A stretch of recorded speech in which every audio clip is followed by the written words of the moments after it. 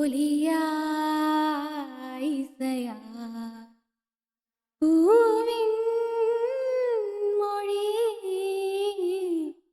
நிறமா மனமா கடலின் மொழி அலையா நுரையா காதல் மொழி விழியா இதழா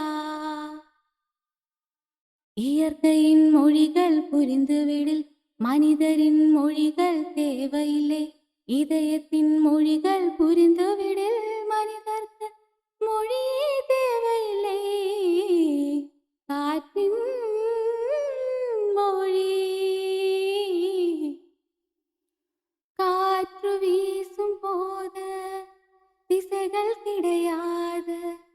காதல் பேசும் போது மொழிகள் கிடையாது.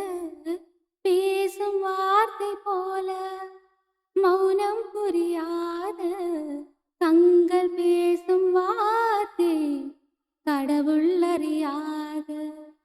உளவு திரியும் காற்றுக்கு உறவு தீர்க்க முடியாது.